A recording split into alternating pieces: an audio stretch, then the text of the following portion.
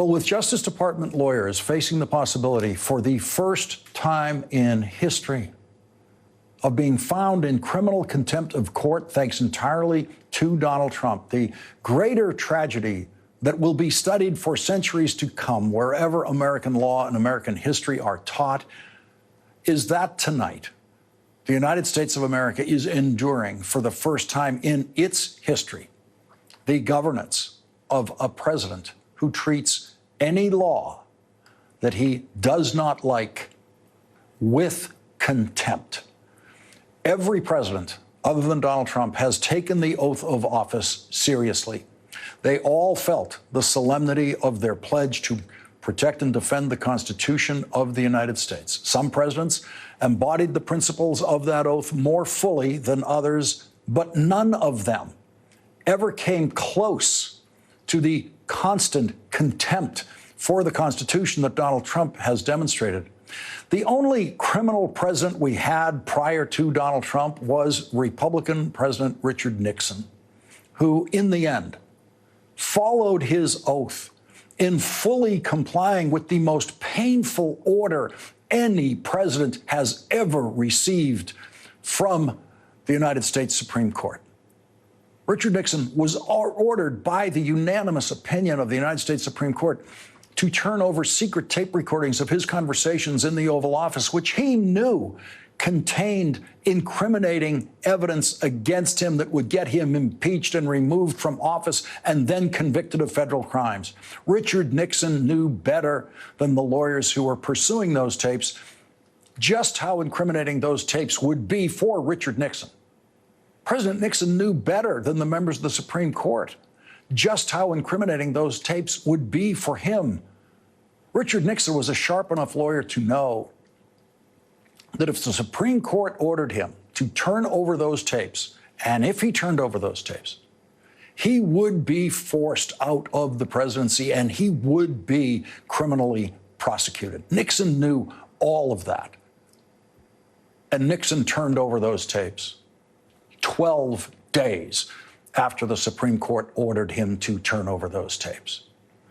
And so, as bad as Richard Nixon was, as criminal as Richard Nixon was, Richard Nixon, the only president who escaped prosecution after serving his term as president by obtaining a pardon from his successor. Richard Nixon had more respect for the due process of law and more respect for the Constitution than Donald Trump, the man who apparently respects nothing, has never had anything but contempt for the Constitution, which he has solemnly sworn to protect and defend. What more evidence would anyone need that Donald Trump putting his hand on a Bible and taking an oath means absolutely nothing?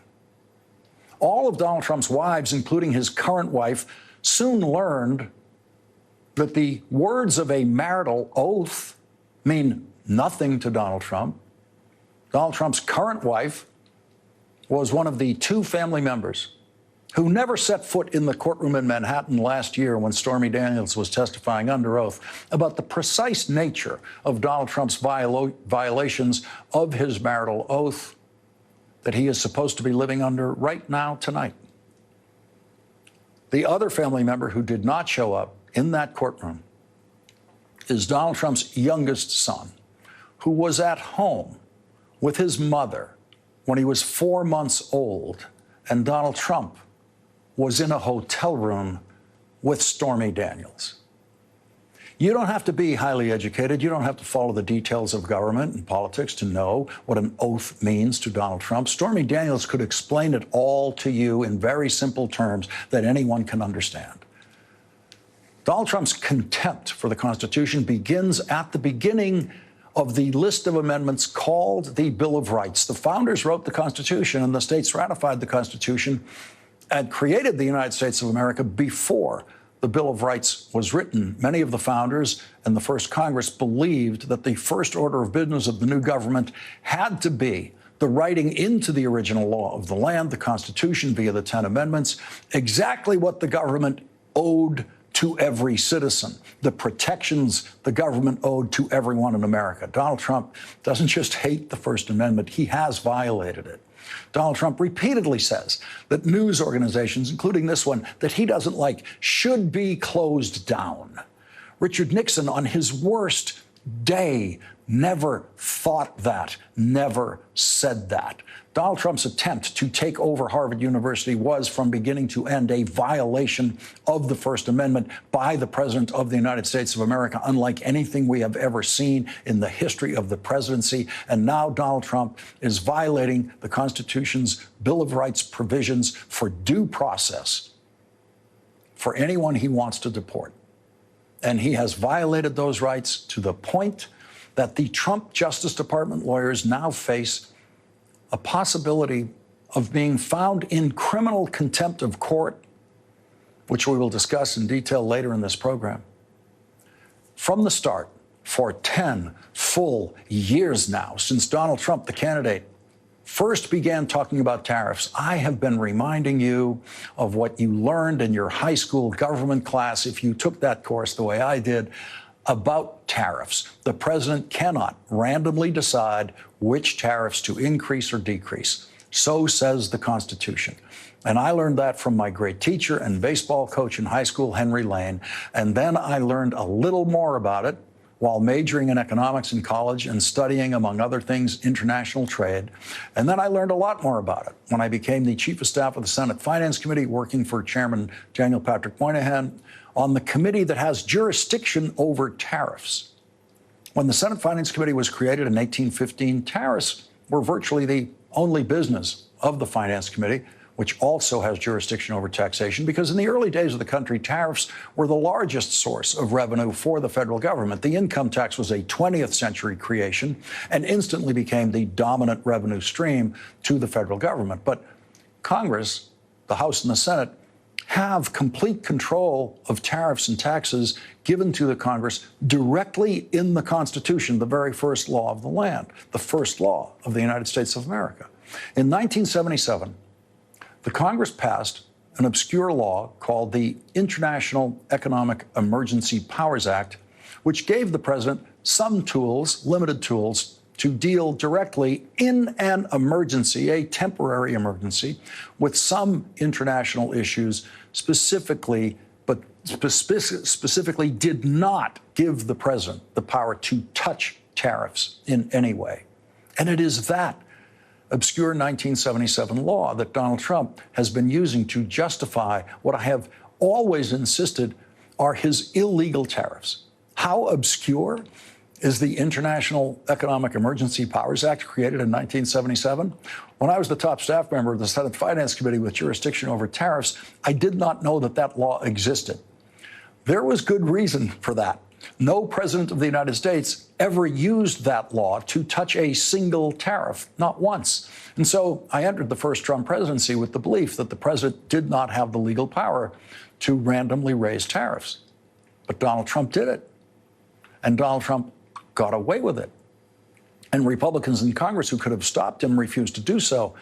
And I have been waiting and waiting and waiting since that first Trump presidency and his first illegal tariff on washing machines, claiming that imported washing machines created an international emergency. I have been waiting for what finally happened today. I have been waiting for someone with the power and legal authority to go into any federal court anywhere in the United States and put Donald Trump's name on a lawsuit suing him to stop his illegal tariffs. And that happened today in the federal court for the Northern District of California, with Donald J. Trump as the principal defendant, and the state of California and governor of California as the plaintiffs, who have finally brought the case that spells out just how illegal the Trump tariffs are. The suit was filed by California's Attorney General Rob Bonta. And right there in the lawsuit is one of the explanations for why I always believed we would never see a president, even Donald Trump, try to raise and lower tariffs without congressional approval. The lawsuit says, quote, tariffs are not among the numerous actions that the International Economic Emergency Powers Act authorizes the president to take under a declared emergency. Indeed, the word tariff does not appear in the relevant statute at all. No president has previously relied on the International Economic Emergency Powers Act to impose tariffs in the half-century since the enactment of that law. Under our constitutional system, the president may not rule by fiat. The California lawsuit explains exactly what a tariff is, and none of Donald Trump's lawyers will be able to dispute one word of this in court, where they're not allowed to lie. A tariff is a tax. The lawsuit says a tariff is a tax placed on goods imported into a country. It is assessed on the good at the port of entry. So the cost is borne by the distributor who is receiving the goods in the United States, not on the country of origin. The tariff effects are thus immediate. And so there it is in writing in federal court. China does not pay Donald Trump's tariffs. Never has, never will, not one penny of them. And Donald Trump's lawyers will not dare to contest that fact in any way in court. China does not pay Donald Trump's tariffs. That lawsuit says exactly what I learned in high school. Quote, the Constitution does not vest in the president any authority to impose tariffs. Rather, the Constitution expressly vests the authority to impose tariffs solely in Congress, not the president. Congress's power in this area is exhaustive because the Constitution does not vest in the president any authority to impose tariffs. Any authority for the president to do so must come, if at all, from an act of Congress. And Congress has indeed granted the president an extremely limited right to impose tariffs, for example, in anti-dumping cases in which, after a full and exhaustive study of trade practices, the federal government determines that an exporter to this country has engaged in unfair trade practices of pricing below actual cost, for example, in an attempt to specifically undermine producers of that good in the United States. In cases like that, which are rare, they have been carefully adjudged by every president who has imposed anti-dumping penalties. That is the principal tool presidents have used to combat unfair trade practices that violate some trade agreements that we already have in place with some countries around the world. And every president prior to Donald Trump has used that power rarely and very carefully. The lawsuit quotes language from the House of Representatives defining the dimensions of an emergency under the International Emergency Economic Powers Act. Quote, emergencies are by their nature rare and brief and are not to be equated with normal ongoing problems. Normal ongoing problems would be smuggling drugs into this country, smuggling fentanyl into this country, kind of drugs that have been smuggled in this country for all of our lives. Through the entire history of this country, there's been smuggling into this country. And there is another piece of the law that Donald Trump is pretending to use to raise tariffs, which he is very clearly violating. The lawsuit accurately says that the law provides that the president, in every possible instance, shall consult with the Congress before exercising any of the authorities granted by this chapter, and shall consult regularly with the Congress so long as such authorities are exercised. Donald Trump violated each word of that provision. Donald Trump did not consult with Congress before trying to use that law, and has not consulted with Congress after invoking that law, so he's violated that law. How much is at stake for the state of California? California is the biggest manufacturing state in the country, not Michigan, where the auto industry created so many manufacturing jobs.